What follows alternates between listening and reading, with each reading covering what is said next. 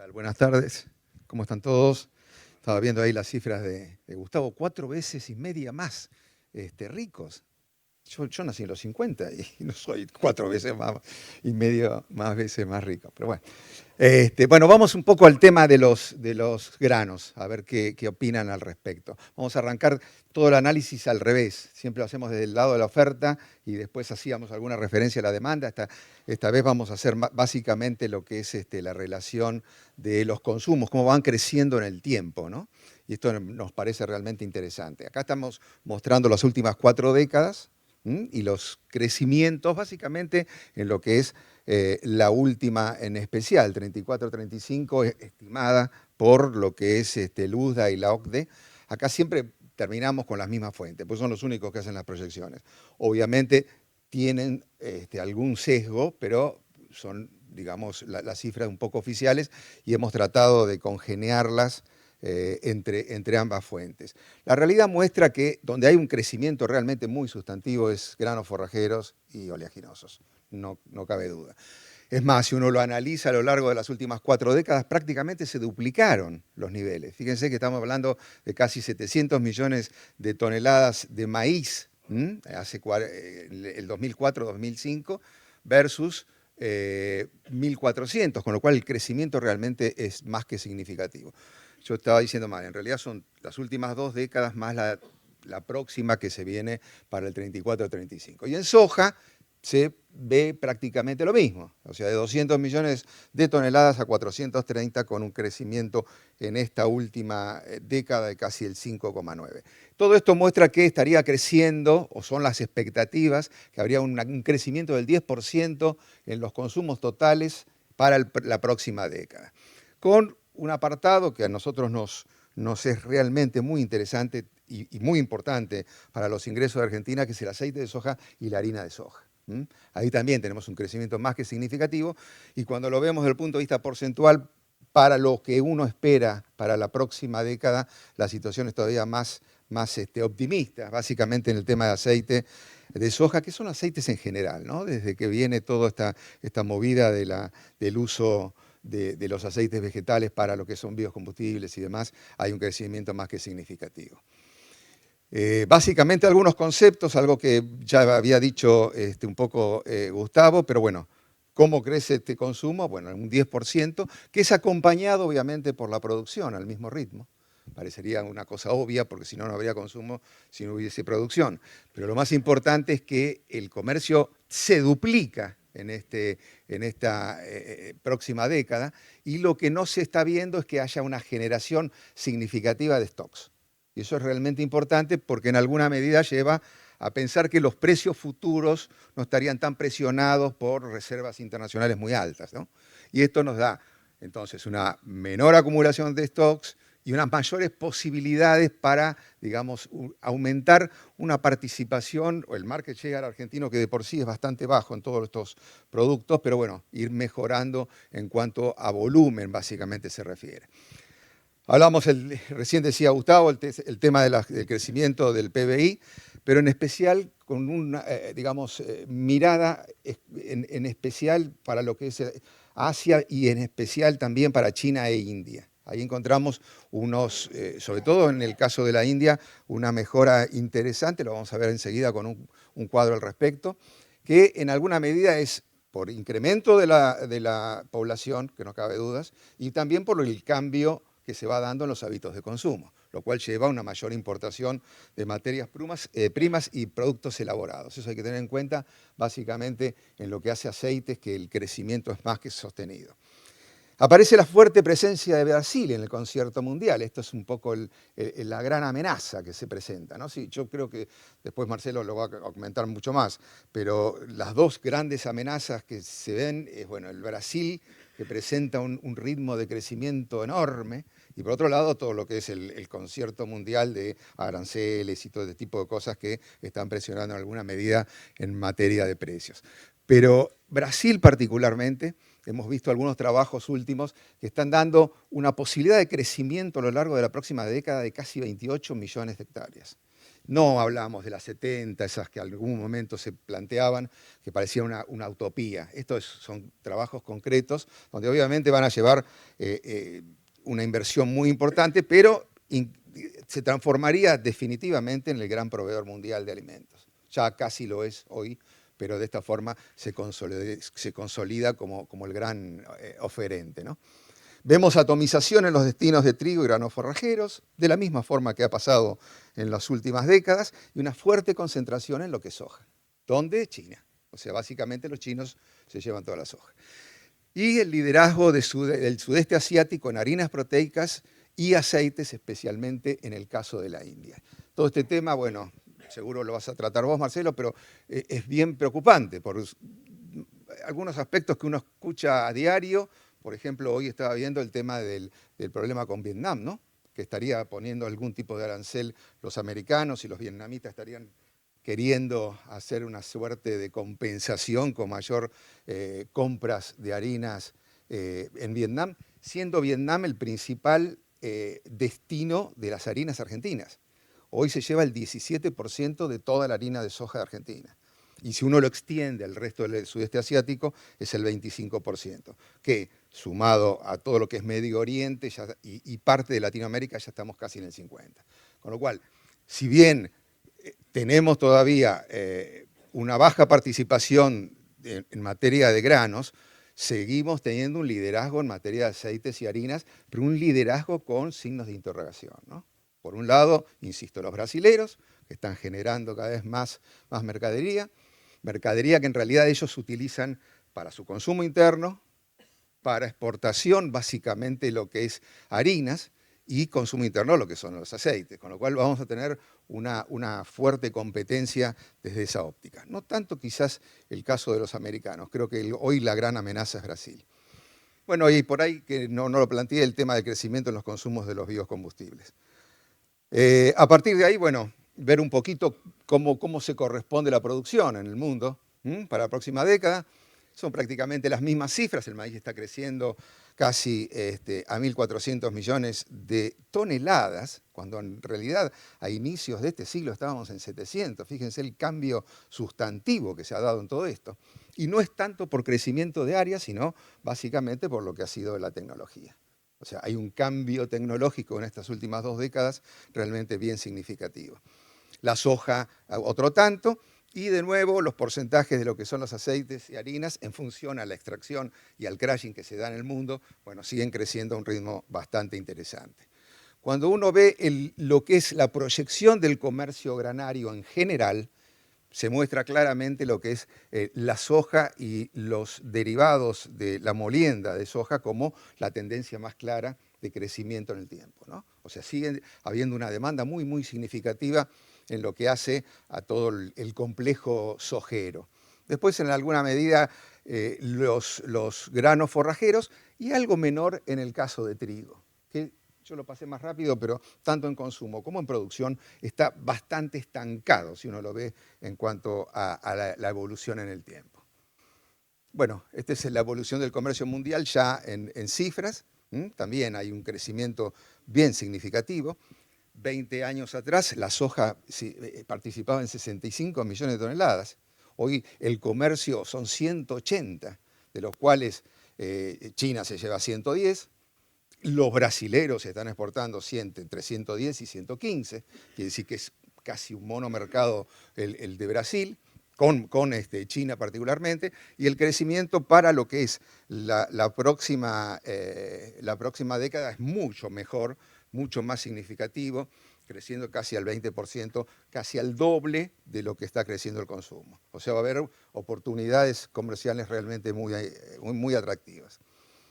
Yendo al tema de crecimiento del Producto Bruto en China e India, bueno, esto obviamente, como hacen los americanos, a partir de donde empiezan a estimar, mantienen constantes sus datos, porque es imposible hacer un análisis mucho más sofisticado de esto. Pero de todas formas, mantener niveles constantes, en el caso de China, implicaría entre 4 a 5% por año.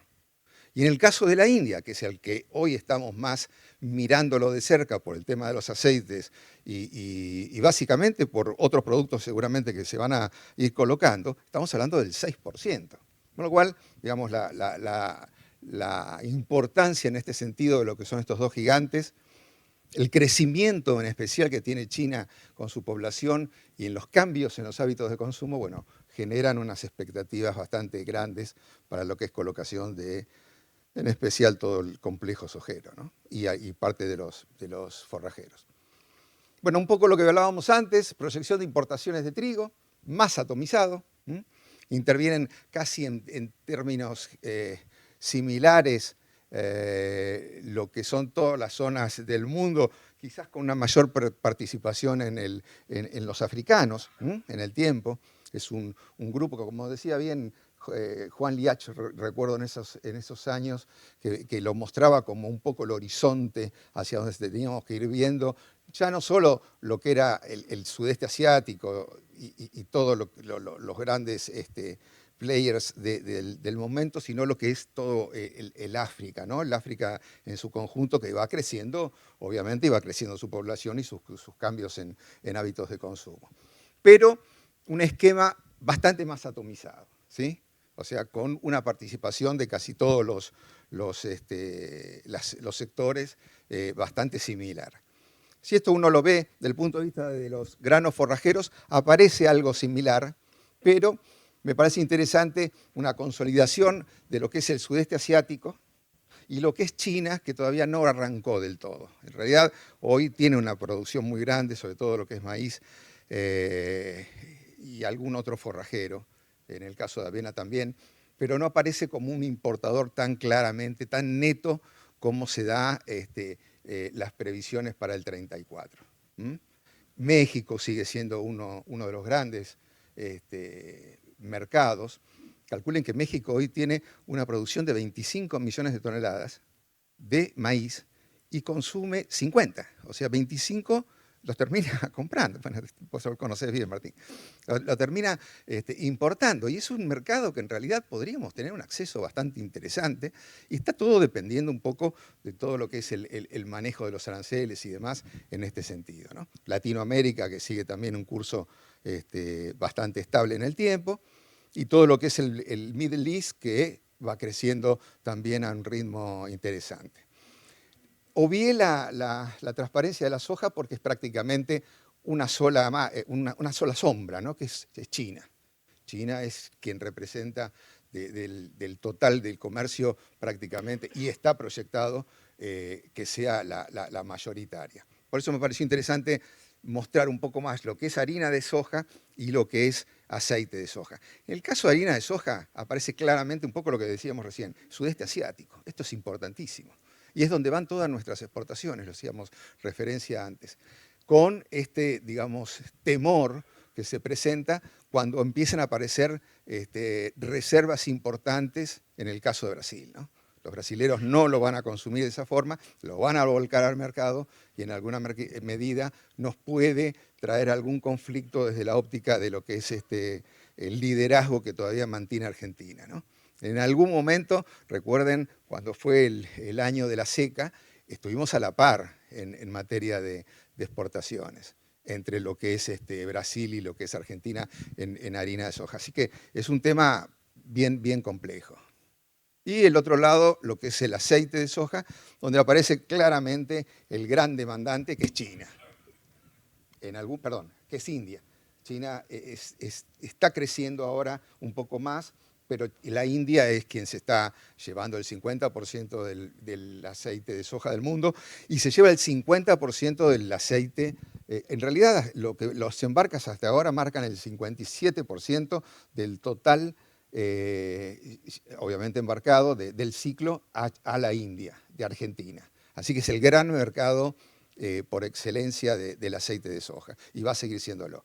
Por eso cuando uno ve la evolución del consumo mundial de los aceites a lo largo del tiempo, hoy vemos que el promedio digamos, kilogramos per cápita año, está cerca de los 15, 16 kilos a nivel internacional. Obviamente, cuando uno piensa en los Estados Unidos o Brasil, estos crecen al 25, 30 kilos o más. Pero cuando uno ve los países estos emergentes, llamémosle desde el punto de vista de lo que son las importaciones en materia de aceites totales, la India solamente tiene 10 kilos per cápita. Hace 20 años compraban los indios 10 millones de toneladas de todos los aceites. Hoy compran 22 millones. Así que hay que tener muy en cuenta qué es lo que va a pasar con la India. Y bueno, y finalmente el tema de los consumos en biocombustibles, donde se ve claramente que están orientados hacia los aceites vegetales y a las melazas. No tanto lo que es la caña de azúcar, pero sí claramente hacia lo que es el tema de aceites vegetales, donde hay toda una movida, ya sea por esos biocombustibles, el famoso FAME o el HBO, el HBO en particular está creciendo a un ritmo bastante acelerado en el concierto de todos los que son los biocombustibles, y esto obviamente es aceite que se va con otro destino, ¿no? Así que hasta acá un poco lo que es la demanda del complejo. Y dos comentarios finales sobre lo que son los precios esperados, tanto de cereales como el complejo oleaginoso. Una vez más, esto lo tomo de la OCDE en dólares corrientes. Si uno lo toma en dólares constantes, van a marcar una cifra totalmente, es una línea totalmente amesetada. Pero desde el punto de vista de los corrientes, hay todavía una ilusión óptica que hace marcar que de pronto un maíz u otro, o el trigo incluso, puede estar rondando los 200, 300 dólares, cuando en realidad hoy está bastante por debajo de eso. Y cuando vemos la parte de los oleaginosos, es pensar en una soja que puede estar por acá abajo y que marca cerca de los 500 dólares, cuando hoy difícilmente el Chicago supere 380, 400 dólares. Pero bueno, es obvio porque faltan 10 años, va a haber un componente de inflación acumulada que nos va a permitir, digamos, estar pensando en materia de esos precios, que también a la luz, digamos, de los cálculos que después van a ver, también tiene esa incidencia, ¿no? Vamos a ver lo que sigue con el tema de carnes.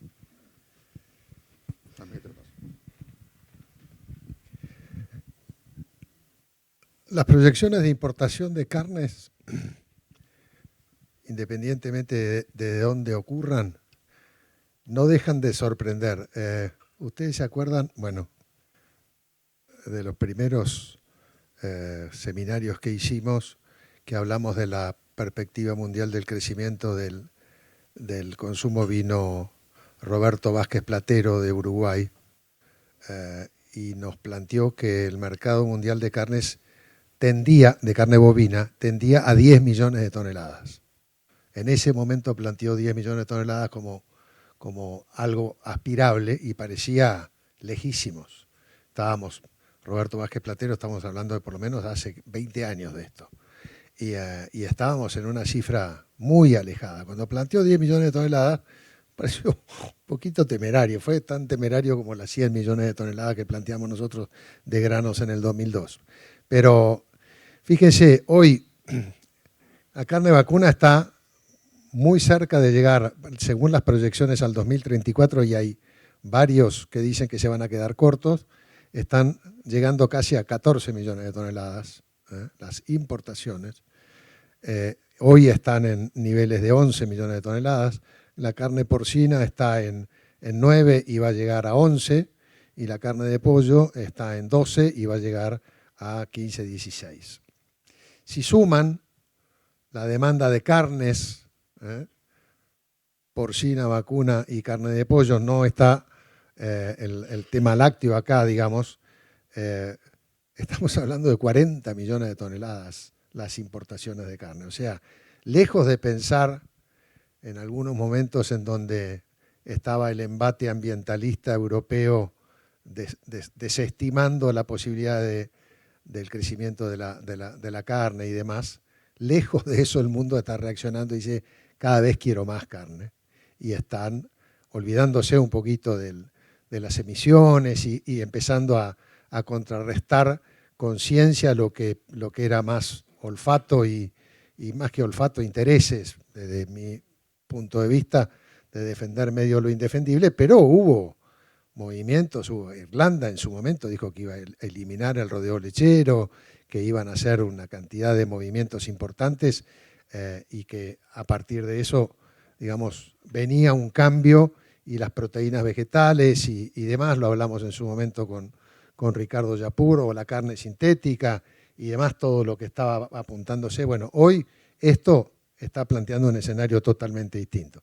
Le veo la sonrisa a Ricardo Bindi con su boom ganadero, pero la realidad es que hoy está marcando que la demanda de estos productos, y obviamente la carne bovina es la de mayor calidad y la de mayor precio, tienen una perspectiva importante. Y fíjense que lo vine a buscar porque esto lo vi ayer y me parecía tan fenomenal el dato.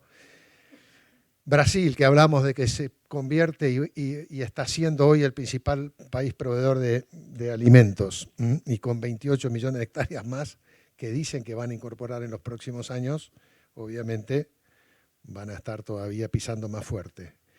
En el 2020 Brasil exportó 1.700.000 toneladas de carne. En el 24, 2.500.000. 2.550.000. Crecieron casi 800.000 toneladas en 4 años. Y el 54% del destino final, depende de los años, 50, 46, 62% fue a China en el 22, 60 en el 23, 52 en el 24, con una muy fuerte componente de China, obviamente con carne de bajo valor, pero les va a costar muy poco tiempo, con el liderazgo que están teniendo, y otros competidores que están un poquito más durmiendo, entre ellos nosotros, puntualmente recuperar posiciones o poder pensar en competir. Fíjense en pollo. En el 2000 exportaban 4 millones de toneladas y en el 2020, 4, y en el 2024, 5. Crecieron 1 millón de toneladas en 4 años. Y en carne de cerdo, 900.000 toneladas y se fueron a 1.100.000, un poquito menos. La participación en el caso de la carne de cerdo, y esto también es increíble, de China dentro de los destinos, es entre el 40 y el 50%. El último año bajaron al 20% en el caso de carne de cerdo, y en el caso de carne de pollo, China es un 16-17% de las exportaciones de Brasil. Con lo cual, de vuelta, los que han reaccionado en función de una demanda de carnes que estaba planteada como creciente, con alguna sombra por este tema de Europa y del ambientalismo y demás, me parece que se están llevando por delante el mercado, y aquellos que están en mejores condiciones y han trabajado en mejores condiciones los mercados están, entre comillas, teniendo sus ventajas, su fuerte participación. Esto es la importación global de carne vacuna, son 13.500.000 toneladas al 2034, una cifra no menor. Fíjense que la pendiente, que venía muy estancada o relativamente estancada en 12,5 millones, empieza a crecer a partir de ahora, del 26, 27, empieza a crecer fuertemente y, bueno, no dejan de ser, en lo que hace a demanda global, una cosa muy importante y muy relevante. Y de vuelta, una nueva oportunidad para la Argentina. Capaz que estamos con menor capacidad instalada, llamémoslo así, pues no tenemos novillos, donde tenemos mucha tarea por hacer, pero el desafío digamos, de la demanda está planteado en estos términos. La avicultura, lo resumo en este gráfico que el año pasado lo utilizamos. 400 millones de dólares era lo que exportaba Argentina como complejo avícola, habiendo crecido fuertemente desde los 2000, y estamos ahí 196 millones de toneladas, es después de la gripe aviar como cayó, digamos, la exportación, y hoy CEPA está planteando para adelante la tendencia que tenían en el último informe es llegar a 800 millones de dólares, perdón, no de toneladas, de dólares, que es un cambio relevante.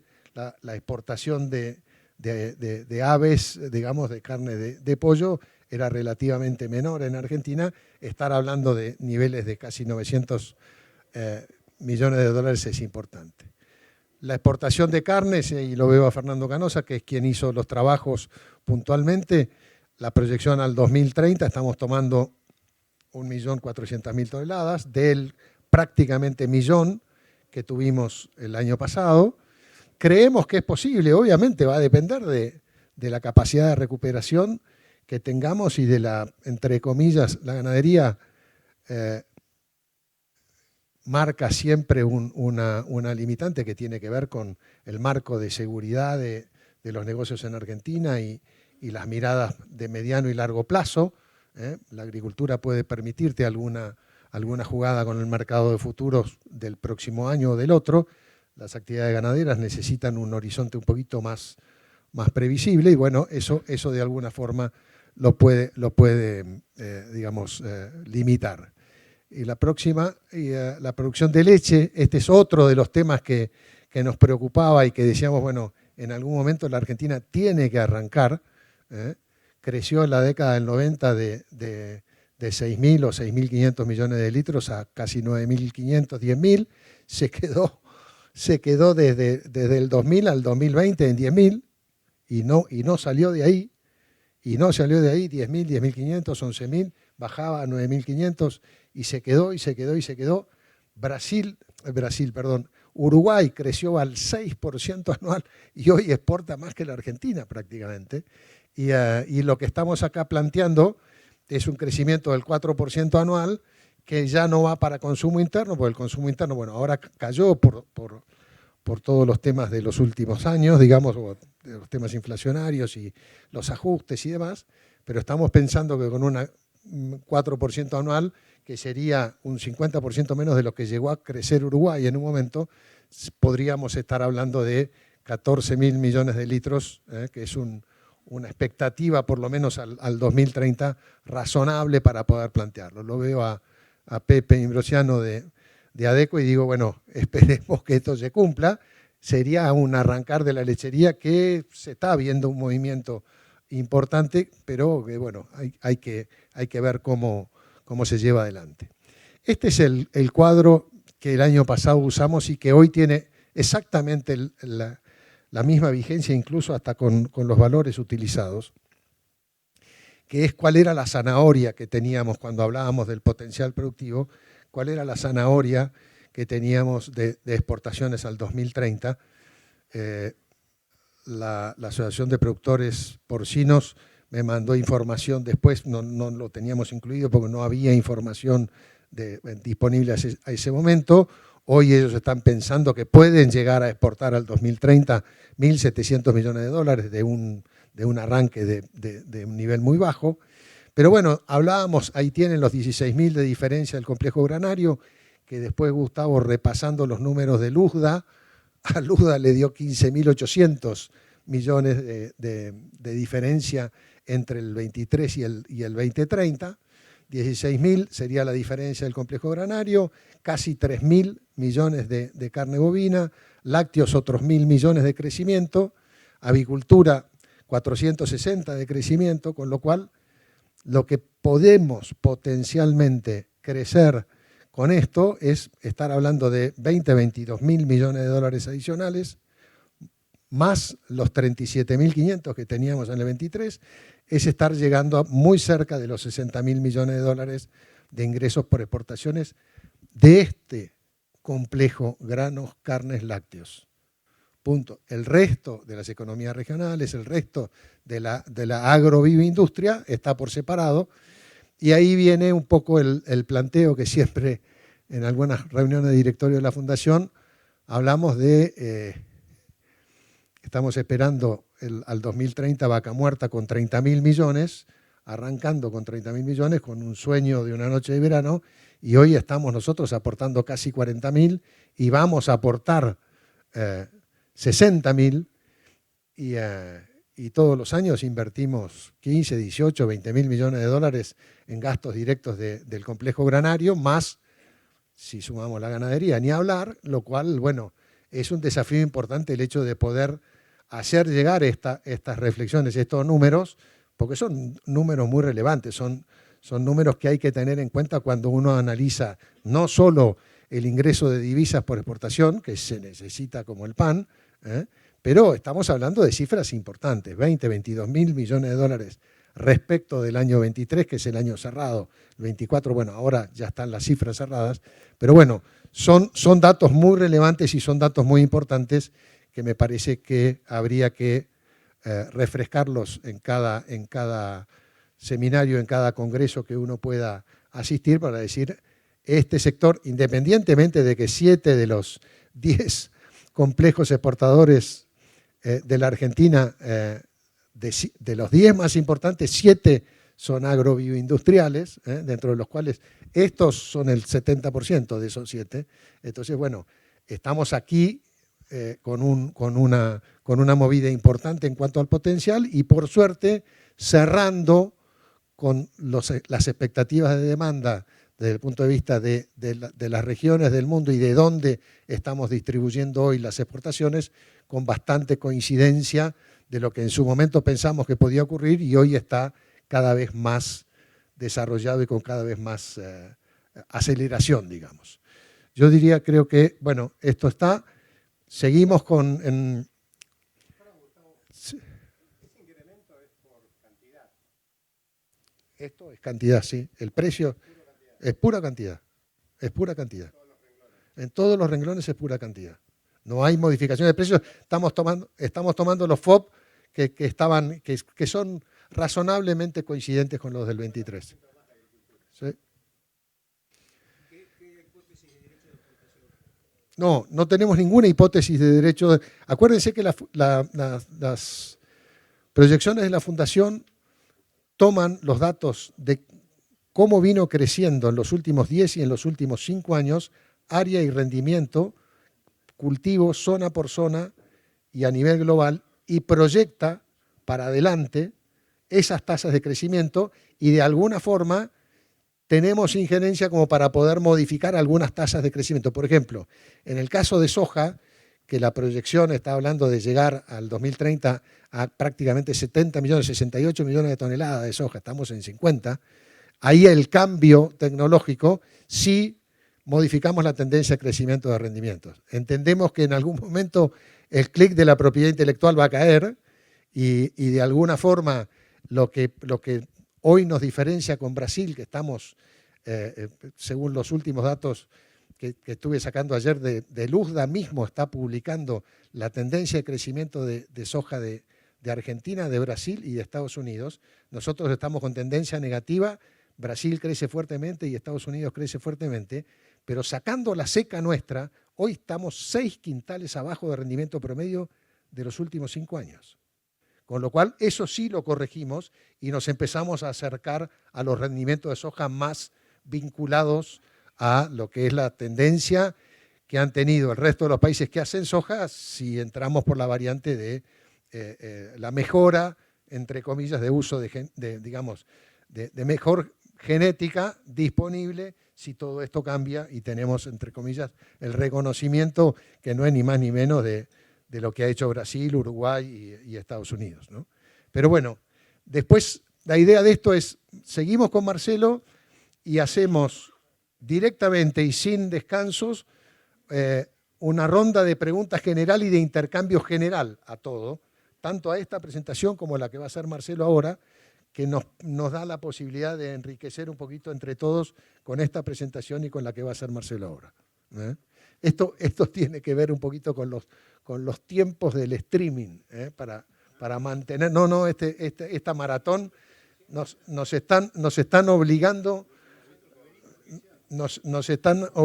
a ser un poquito más ágiles y más resumidos. Si no, estaríamos discutiendo la tendencia de... Bueno, pero es así.